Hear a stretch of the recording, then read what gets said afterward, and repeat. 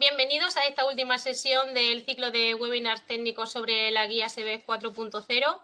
Aunque lo he dicho a lo largo de todas estas tardes, pues queremos dar las gracias a IBACE por la financiación que hemos recibido para elaborar esta guía, que ha sido un trabajo conjunto entre el ITC y ASB, y por financiar también y haber hecho posible pues esta difusión.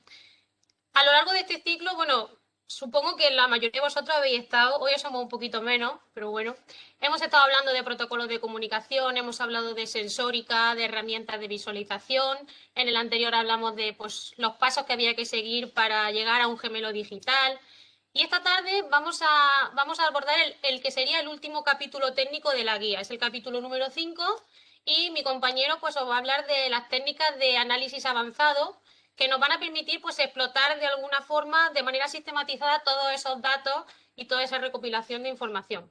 Así que voy a pasar a presentároslo. Él es Juan Miguel Tiscar, es doctor en Tecnologías Industriales y Materiales y dentro del instituto forma parte del área de procesos industriales y en concreto él es el responsable de una unidad de reciente creación que es la unidad de modelización y simulación.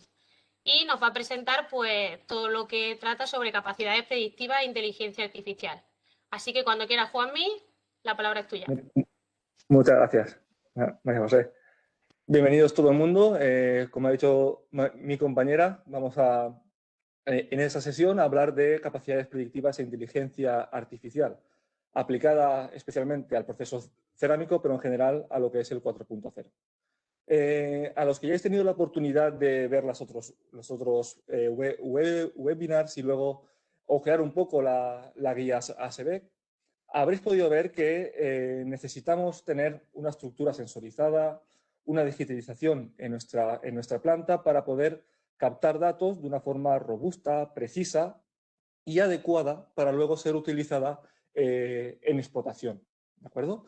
Estas capacidades predictivas y la inteligencia artificial es lo que nos va a permitir multiplicar el valor de los datos y sacar un provecho a nuestra digitalización de la planta.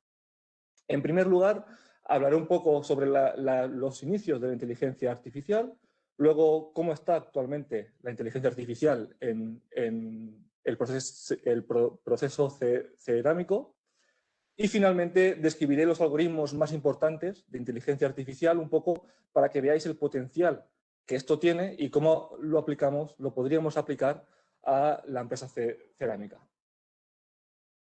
La inteligencia artificial, el concepto de inteligencia artificial nace en el 1956 con John McCarthy, ¿de acuerdo? Esta es la primera persona que habla en sus reuniones y en sus presentaciones de inteligencia artificial.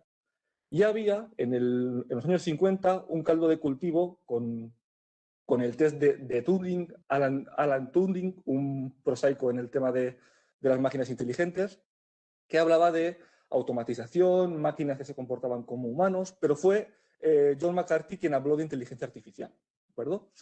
En esa época, la inteligencia artificial trataba de simular el comportamiento de un humano, un comportamiento general, de emociones, sentimientos, forma de actuar, etc. Con los avances que hubieron en inteligencia artificial, se fue trabajando en ese sentido, pero fracaso tras fracaso, la inteligencia artificial fue cambiando un poco hacia una visión más pragmática. Y lo que antes llamábamos una inteligencia artificial, lo que veis aquí, que se hablaba de intentar imitar a un humano, pues pasó a ser un sistema experto, unos sistemas capaces de realizar tareas específicas, muy específicas, tal y como lo haría un humano, ¿de acuerdo? Pero de una forma mucho más eficiente, utilizando para ello algoritmos generalistas que existían y que se han ido desarrollando y la información del entorno, los datos, ¿vale?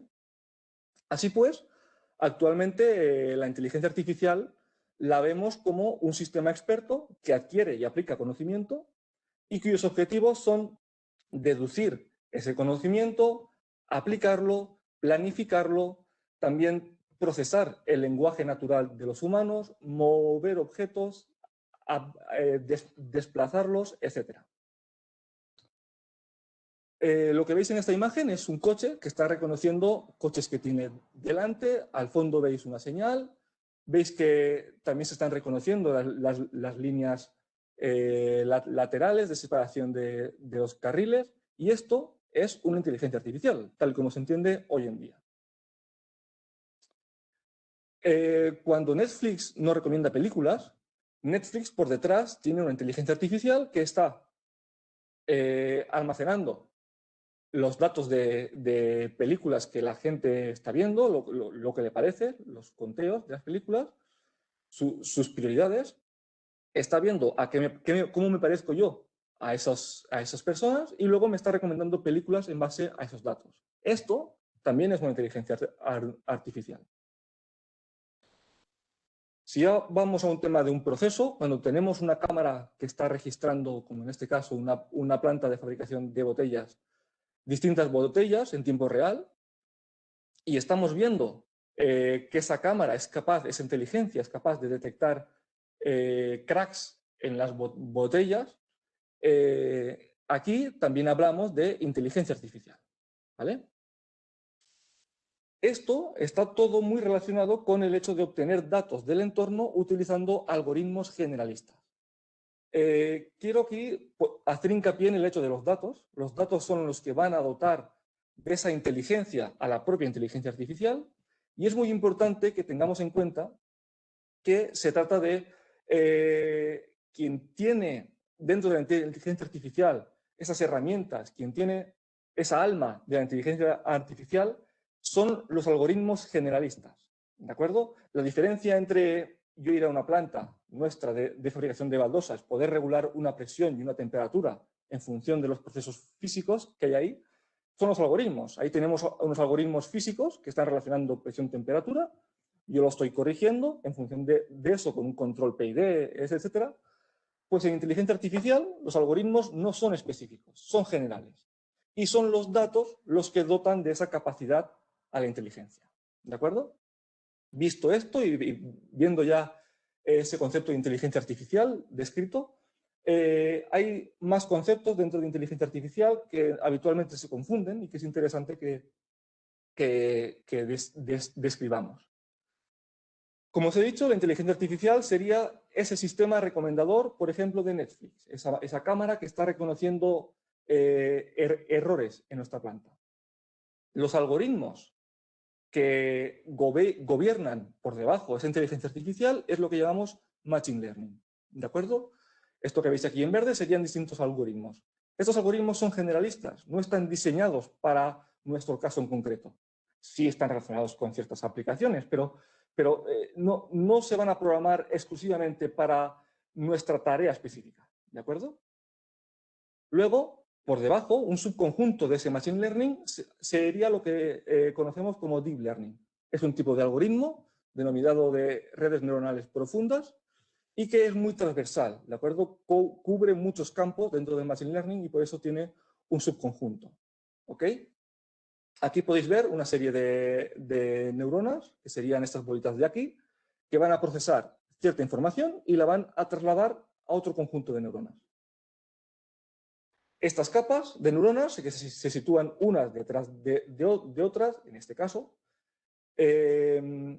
extraen ciertas características de los datos iniciales y permiten procesar en conjunto toda la información para luego darnos unos resultados. En este caso, una imagen de un coche, por ejemplo, nos diría si al final eso no es un coche. Si aquí ponemos algo que no sea un coche, esta red nos dirá que eso no es un coche, si está bien ajustada.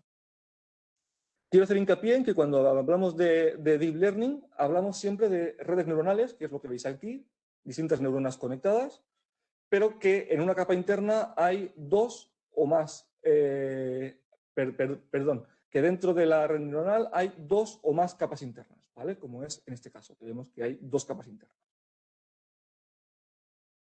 Bien, ahora si pasamos al proceso de fabricación de baldosas cerámicas y vamos a analizar ahora dónde vemos inteligencia artificial, aquí, vemos, por ejemplo, que tenemos cierta inteligencia artificial en la parte de la decoración. En los cabezales inkjet es posible analizar la tinta que estamos eyectando para intentar optimizar esa tinta, minimizar los residuos que se generen y automejorar el proceso. ¿De acuerdo? Hay cierta inteligencia artificial. aquí. Luego se nos ocurre también que hay inteligencia artificial en la parte del transporte. Los AGVs o los LGVs, que funcionan de forma autónoma por planta, tienen cierta capacidad de inteligencia artificial.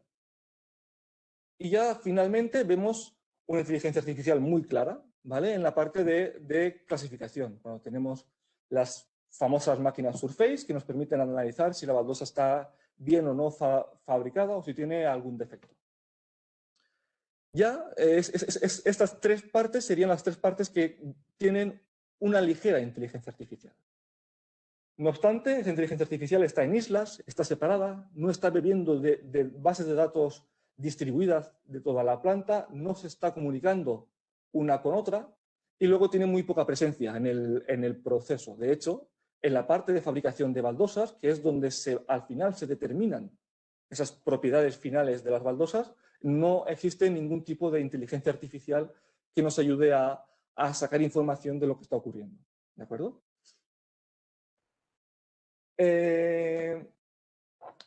Paso ahora a describir un poco lo que es ese machine learning del que hablaba antes. Esos algoritmos se pueden dividir en tres grandes capas, ¿vale? En tres grandes clasificaciones. Esos algoritmos pueden ser algoritmos de aprendizaje supervisado, de aprendizaje no supervisado o de aprendizaje por refuerzo. Cuando hablamos de algoritmos de aprendizaje supervisado, hablamos de algoritmos que están leyendo datos de planta que están etiquetados. ¿Qué quiere decir que están etiquetados? Quiere decir que son datos que leen del proceso, que tienen tienen asociados unas ciertas características, y yo, o bien un agente externo, pero principalmente yo, debo decidir si eso es un dato que está bien realizado, mal realizado, si corresponde a un elemento u a otro. Por ejemplo, cuando tengo datos de imágenes, pues yo tengo que etiquetar esas imágenes como de personas, de animales, de coches, etc. Esa fase de etiquetado, ¿vale?, es la que requieren estos algoritmos para poder, aprender luego y poder utilizarlos como elementos predictores. Sería principalmente cuando queremos utilizar estos algoritmos para regresión o para clasificación.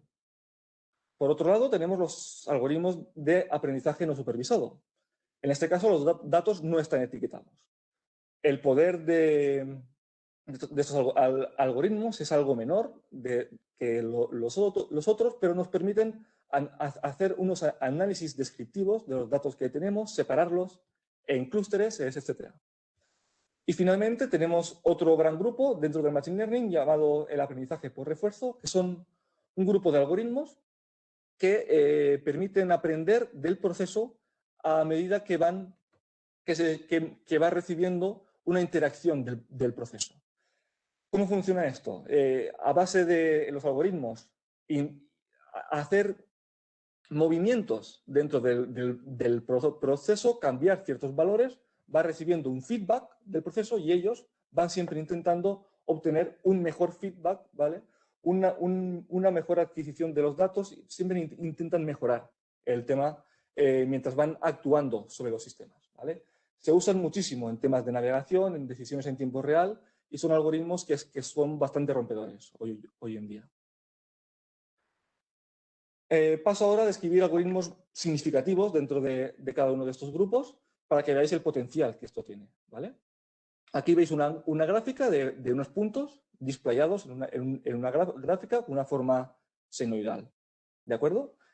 Dentro del aprendizaje supervisado, si queremos hacer una regresión de estos puntos, ajustarlos, ¿de acuerdo? Hay algoritmos que yo no necesito decirle que esto es una curva, una recta, un polinomio, un seno o un coseno. Ellos son capaces, como veis aquí, esta línea roja, de autoajustarse, ¿vale? Este algoritmo, denominado un algoritmo de regresión por gradientes impulsados, es muy utilizado para hacer regresiones de relaciones que realmente físicamente no sabemos por qué son así. Podría ser muy útil para ver fluctuaciones en nuestra planta productiva, ¿vale? Y luego poder estimar, hacer predicciones al futuro de lo que va a ocurrir. Este tipo de algoritmos requiere de estos datos, estos puntos X e Y, que serían estos que veis aquí abajo. Se entrenan estos algoritmos, se analiza las diferencias, las distancias que hay de esta recta a los puntos que estoy entrenando, estos residuales, y esto se reintroduce a otro algoritmo, y esto a otro algoritmo, así en forma de cascada, consiguiendo al final un ajuste fino como el que veis en la parte izquierda.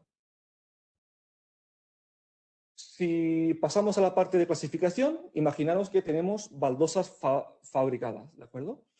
Esas baldosas tienen asociadas ciertas características y yo decido qué baldosa es la que está bien fabricada o está mal fabricada, ¿vale?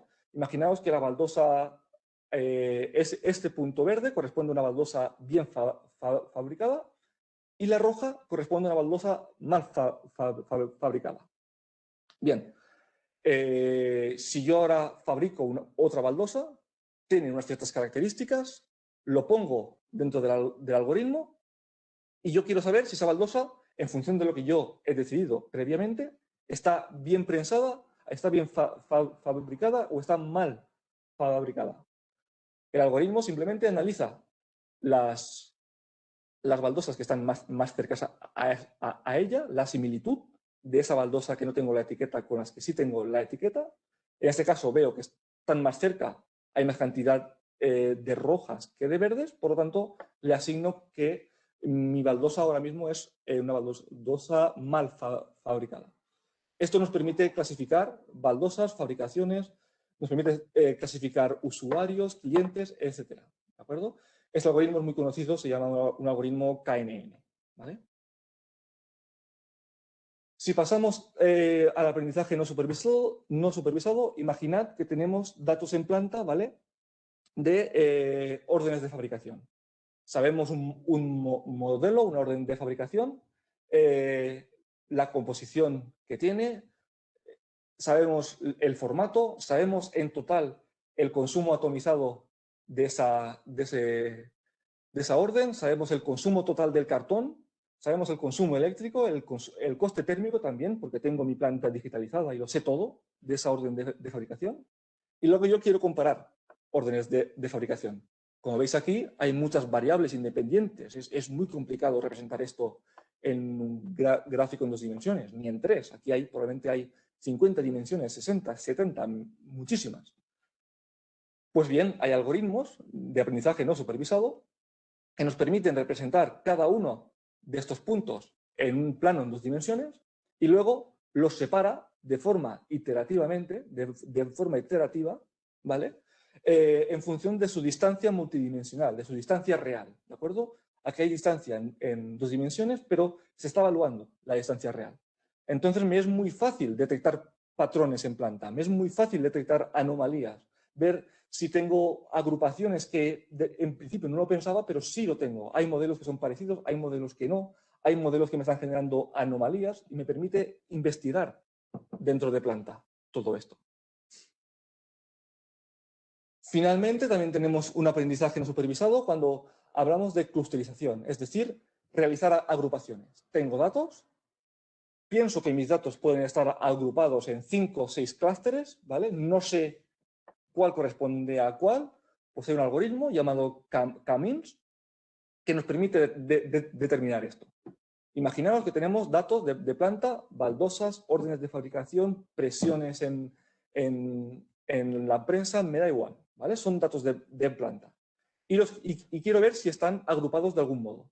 Pienso que hay 3 agrupaciones, estos 3 puntos que veis aquí. El algoritmo es muy sencillito. Este algoritmo etiqueta primero los datos que tenemos en función de su distancia a estos puntos de cada uno de los clústeres, estos centroides, ¿vale? Tras ello, movemos los centroides al centro de cada uno de los puntos a los que pertenecen, a los que yo pienso que pertenecen, y luego repetimos otra vez.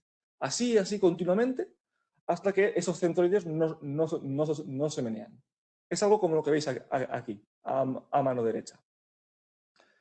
Veis como primero tengo unos puntos asociados como rojos y a medida que avanza el algoritmo va cambiando esa etiqueta. Cuando ya los centros no se menean, ya digo que estos puntos corresponden al rojo, estos, de aquí abajo lo veréis, al azul y estos al verde.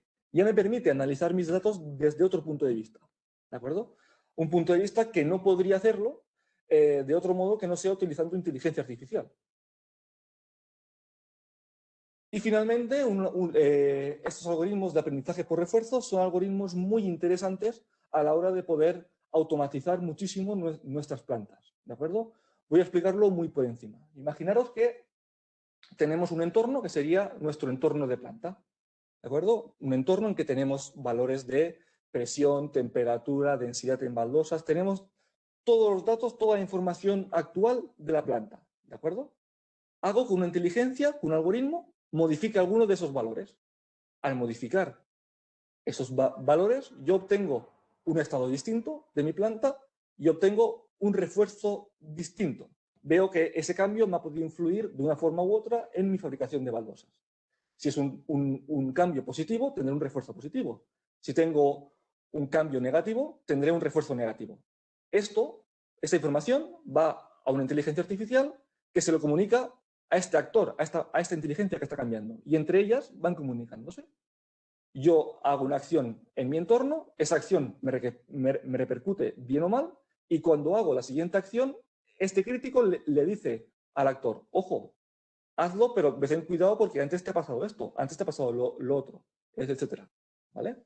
Esto evidentemente no funciona directamente ya en planta, sería un desastre, pero funciona en un segundo plano y cuando está bien entrenado, cuando ya funciona muy bien, ya se pone online y ya permite perfectamente controlar equipos de forma autónoma. Vamos aquí con un ejemplo muy sencillito, ¿vale? Aquí tenemos un juego de plataformas. El objetivo de este Super Mario es avanzar hacia adelante. Aquí a mano derecha tenemos unas imágenes de inteligencia artificial, como está viendo este juego. Y aquí estamos viendo una gráfica que es esos valores de refuerzo, ¿vale? Si está esta línea azul en positivo, es que tengo un refuerzo positivo, que estoy haciéndolo bien.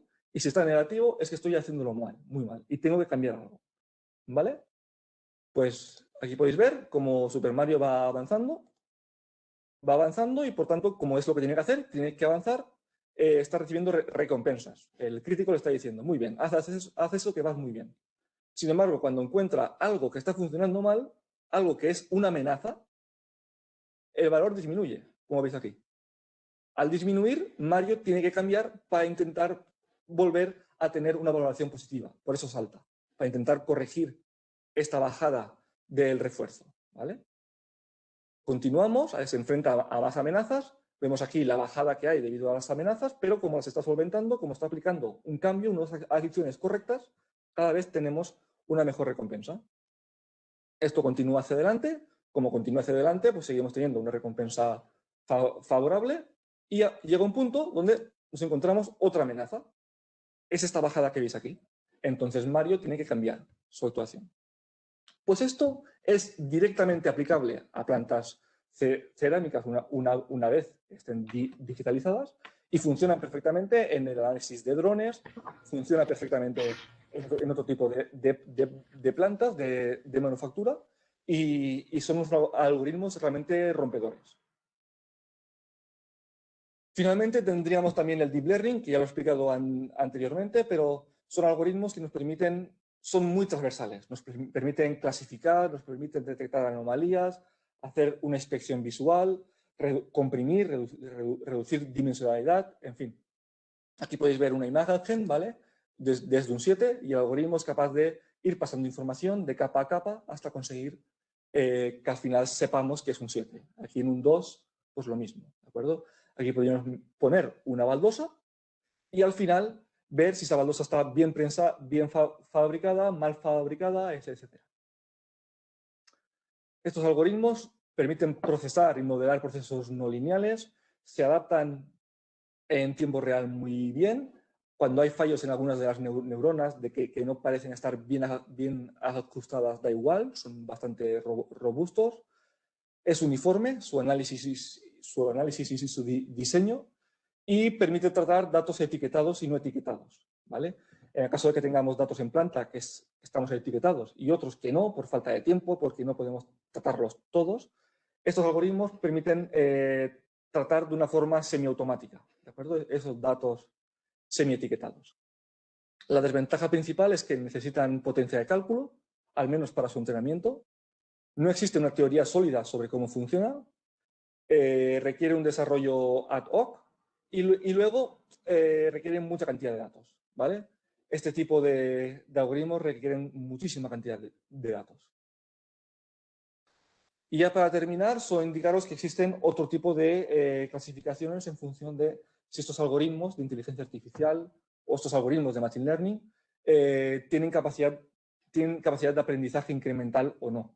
Cuando un algoritmo tiene capacidad de aprendizaje incremental, diremos que es un algoritmo de aprendizaje por lotes.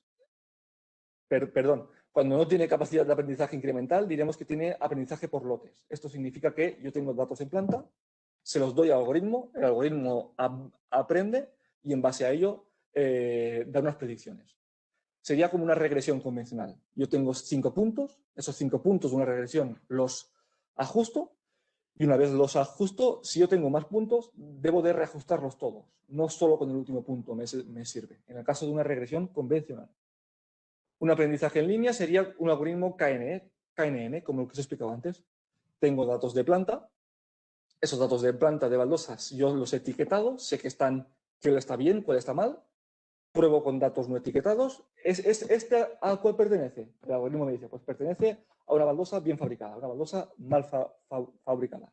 Cuando yo le voy alimentando con más datos, de forma incremental, el algoritmo va a ser mejor y va a aprender de una forma lineal y perfecta sin ningún tipo de problemas. No tengo que reentrenar otra vez la red. Finalmente, también podemos clasificar los algoritmos en si son predictivos o no predictivos. Si están basados en algoritmos de modelos predictivos o sin modelos predictivos. Cuando hablamos de que se pueden aplicar o no modelos predictivos, hablamos de un aprendizaje basado en instancias, que sería el KNN, por ejemplo, cuando no tienen modelos subyacentes.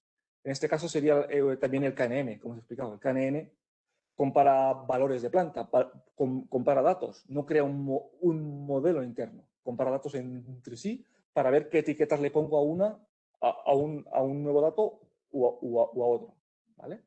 Y finalmente tendríamos el aprendizaje basado en modelos que sí hace uso de los modelos. Por ejemplo, una red neuronal se alimenta de datos, esos datos modifican unos hiperparámetros dentro de la red y cuando doy la red por entrenada, me olvido de esos datos, ya tengo la red y no me hacen falta ya más esos datos si no quiero. Ya tengo una red entrenada con ciertos parámetros y con su modelo subyacente. ¿Vale? Y eso es todo por mi parte. Espero que hayáis podido ver los distintos algoritmos que existen, al menos los más representativos, y cómo pueden ayudar muchísimo a interpretar esos datos y a darle un valor mucho más importante del que tienen solo por estar almacenados en una base de datos. Muy bien, muchas gracias, Juanmi. Ha sido una presentación muy clara y muy didáctica la de esta tarde. A los que estáis escuchando, es el momento de hacer las preguntas que tengáis.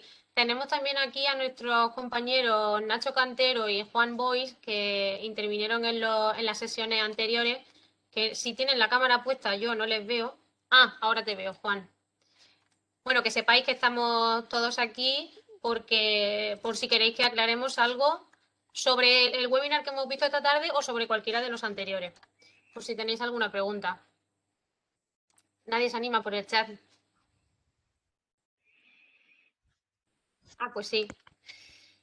A ver, pregunta para Juanmi. ¿Existen soluciones comerciales de inteligencia artificial, Juanmi? Pues sí, existen soluciones comerciales, pero sobre todo son soluciones que están orientadas al cálculo en la nube. Hablamos de plataformas de Google, de Amazon, ¿vale? Habitualmente cuando la inteligencia artificial se basa en librerías gratuitas o pseudo gratuitas, ¿de acuerdo? Y al final son los usuarios de la gente especializada la que tiene que trabajar con ellas y están bastante bien, ¿vale? No existen paquetes como un Excel de inteligencia artificial. Sí que es verdad que existen paquetes didácticos de inteligencia artificial, gratuitos o no, pero para aplicar en planta no. Para aplicar en planta hay que realizar nuestros propios desarrollos con librerías que ya he dicho son gratuitas en su mayoría. O sea, no existen soluciones comerciales, pero es posible hacerlo. Existen paquetes comerciales, existen Paquetes paquetes que comerciales que te permiten. Muy bien, muy bien. hacer los cálculos en la nube, nos facilita a la hora de programar estos algoritmos, pero que la gran amplia mayoría se hace con librerías que son desarrolladas open source y que somos nosotros los que debemos de implementarlas, pero que actualmente es muy, muy sencillo para cualquiera que tenga un mínimo de conocimiento de inteligencia artificial realizar este tipo de cosas, este tipo de Muy bien, algoritmos. muy bien. Mira, nuestra compañera del hemisferio sur, Laura Prada, que nos ha acompañado a lo largo de todo este ciclo. Muchas gracias, Laura, por estar siempre y por el interés que habéis mostrado en este ciclo de webinar. Nos dice, en sesiones anteriores hemos hablado de que hay sensórica para algunas variables en donde el estado del arte para la medición en continuo y tiempo real está todavía en proceso de desarrollo, como puede ser, por ejemplo, pues la medida de la distribución granulométrica del atomizado o la densidad aparente a la salida de la prensa. Y ella pregunta, si aún falta este tipo de sensórica, ¿cómo podemos avanzar hacia este tipo de modelos que tú planteas esta tarde? En el momento en el que tengamos datos que se estén pudiendo adquirir en planta de forma continua, almacenándose correctamente, que sean fiables, este tipo de inteligencia artificial se puede aplicar sin ningún tipo de problema, ¿vale? Si nos faltan datos o no, lo que hará será que la inteligencia sea más inteligente o no, que la predicción sea mejor o sea peor. Pero como habrás podido ver, hay un montón de algoritmos que se pueden utilizar y simplemente, como los que te he enseñado, de reducción de la dimensionalidad, nos va a permitir visualizar nuestros datos en planta de forma perfectamente válida. Probablemente, cuando más datos tengamos y más buenos sean, pues nuestras predicciones serán más buenas. Pero eso no quiere decir que no podamos empezar a aplicarlo ya. Tenemos datos de presiones, temperaturas, de densidades de la baldosa, de la humedad, y ahí ya se puede empezar a hacer un trabajo en el momento en que tengamos nuestra planta digitalizada y con una base de datos adecuada. Lanza otra Sí, pregunta, Laura. yo, por lo que acaba de comentar ahora Laura, completando la pregunta, sí que es verdad que hay algunas variables para las cuales no se tiene todavía equipos fiables, robustos industrialmente, pero otras, por ejemplo, como la densidad aparente, que no se tiene un equipo para medirla en línea, sí que hay equipos que permiten medir variables relacionadas con esta propiedad, con la densidad aparente, entonces se pueden hacer estimaciones. Pero al final hay que tener en cuenta que para aplicar todas estas algoritmos o tecnologías de las que ha hablado Juanmi, hay en las plantas ya muchísimos datos que no se están recogiendo y que podrían cruzarse debidamente trazados para aflorar información que no estamos viendo. Por ejemplo, las máquinas de clasificación, las más antiguas que hoy en día estamos utilizando, ya registran por cada pieza que fabricamos sus dimensiones en todos sus lados, en varios puntos, su curvatura, algunas registran tonalidades, defectos. Esa información está residente en las propias máquinas, se va muchas veces acumulando y recopilando en el mejor de los casos de manera manual, pero ya podría estar volcándose a bases de datos para cruzarla con información que también tenemos, por ejemplo, humedades, aunque sean medidas de manera puntual, compresiones de prensado que hoy en día se puede tener para cada ciclo de prensado realizado, temperaturas de cocción, en fin, un montón de información que está aislada o disgregada que ya podríamos empezar a acumularla en bases de datos y explotarla conforme ha explicado Juanmi. Muy bien. Laura, nos había hecho otra pregunta. Laura, te invito a que abras el micrófono y que la hagas tú misma, porque has estado con nosotros todas estas tardes. Me siento un poquito mal hablando por ti. Hola, buenas tardes a todos. Muchas gracias, María José. Y en primer lugar, felicitarlos y agradecerles por este espacio que hemos considerado muy, muy valioso aquí en este lado del hemisferio. Mi pregunta es la siguiente. Aunque ya con esta que me acaba de responder tanto Juan como Juanmi, creo que ya pues prácticamente tengo la respuesta, pero igual la voy a terminar de hacer. ¿Es necesario tener modelos ya desarrollados para ir a un escenario predictivo? O sea, me explico. Supongamos que queremos predecir la densidad aparente en la pieza, siendo esta la variable Y. ya deberíamos tener modelos experimentales con un R cuadrado lo suficientemente acertado, no sé, superior a 0,9, 90%, en función de variables como la densidad aparente, perdóname, la presión de prensado, la distribución granulométrica, en fin, o sea, es necesario tener ya ese modelo experimental ya en función de X con un R cuadrado que ya hayamos probado o no necesariamente es necesario ese modelo porque finalmente vamos a empezar a recoger los datos y en un 2x3 tendríamos esos modelos listos. Pues mucho más fácil que de una manera tradicional experimental. De acuerdo, yo considero que en ese punto lo que tienes que pensar es en el enfoque. ¿Qué es el beneficio que quiero sacar yo de mi algoritmo? Quiero saber si mi densidad está relacionada con, no sé, con el esmaltado. ¿Quiero centrarme en esa parte? Pues entonces necesitaré centrarme en algoritmos que ya están leyendo la densidad y luego viendo cómo esa densidad está afectando a el esmaltado, por ejemplo, ¿vale? En ese punto no necesito la otra parte. Si yo me estoy centrando, no, yo quiero saber esa densidad que me sale, por qué me sale así, ¿vale? Puedo ir a modelos físicos que existen y que normalmente funcionan muy bien, ¿vale?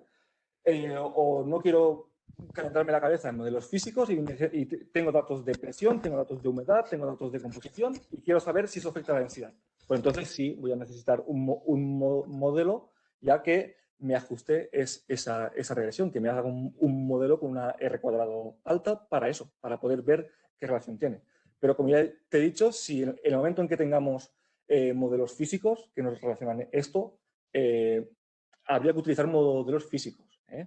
Si no tenemos modelos físicos, que no sabemos la relación que hay entre la humedad y luego un pinchazo que me pueda aparecer en la cocción, hay que ir a este tipo de modelos. Muchas gracias, Juanmi, está claro.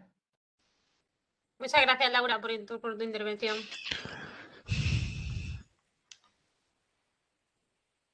No tenemos más preguntas, parece. Bueno, si nadie más se anima a preguntar nada, he visto que está esta tarde con nosotros Gustavo, que es el director del Instituto. Ah, mira, sí, una pregunta más y después le cedo la palabra a Gustavo.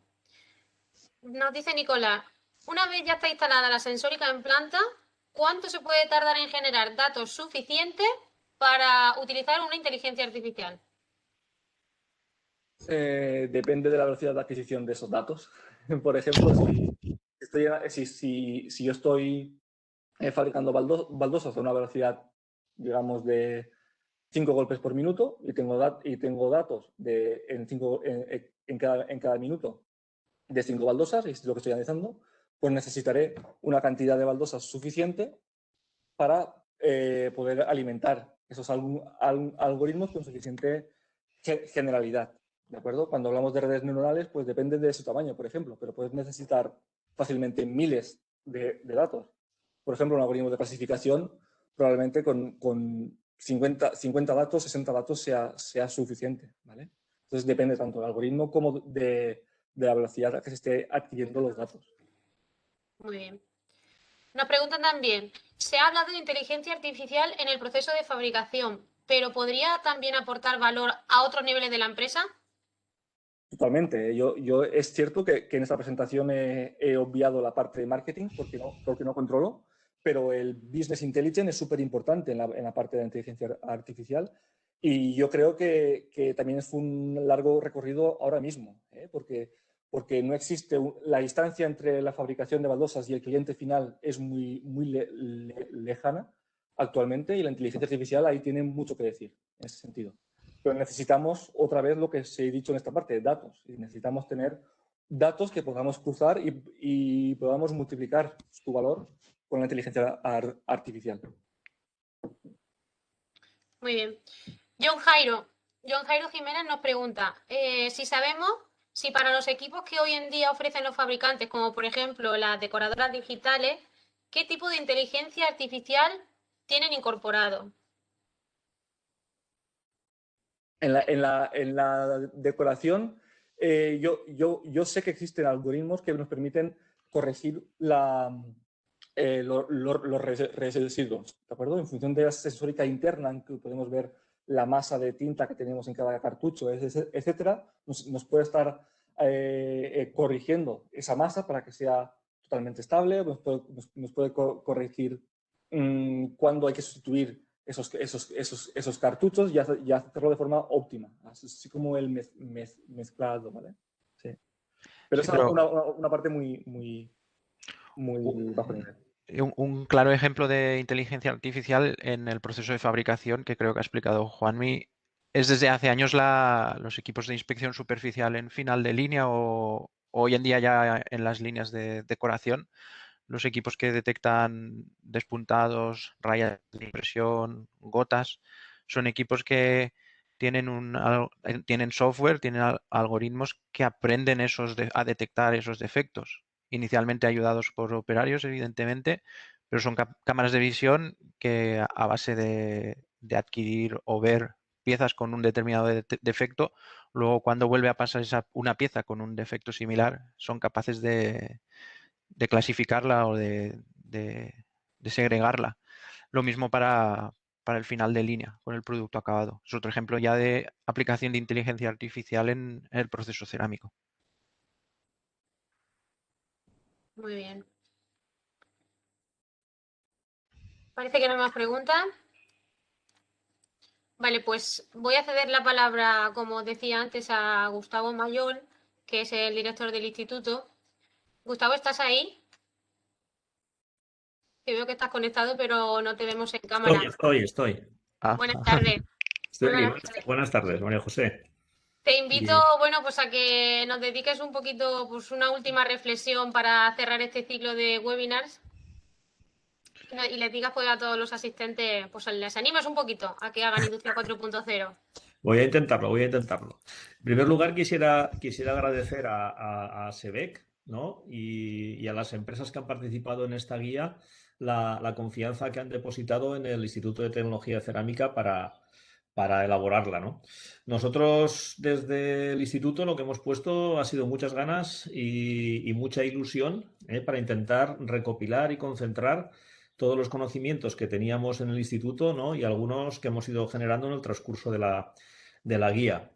No penséis que, bueno, aunque ahora sea un manual palpable, físico, que podamos descargar de internet, detrás hay mucho esfuerzo en sistematizar, en ordenar, en organizar, para tratar que sea fácil de leer, entendible y los conocimientos que ahí se explican aplicables por parte de los técnicos cerámicos.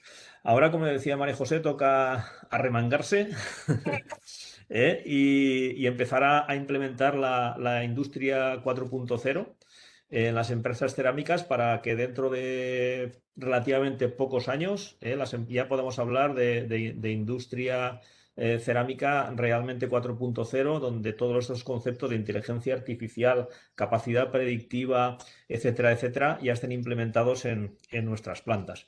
Como digo muchas veces, siempre que hablamos de este tema de industria 4.0, la tecnología existe, no hay que inventar mucho, la tecnología ya está ahí. Lo único que hay que hacer es implementarla, que las empresas de fabricantes de maquinaria cerámica ayuden a las empresas fabricantes de baldosas y pongan a su disposición todo su conocimiento para implementar estas tecnologías de forma inteligente, tal y como se describe en la propia guía. Y nada más, animaros a todos a que la leáis, a que la implementéis y la utilicéis como libro de referencia en vuestras plantas.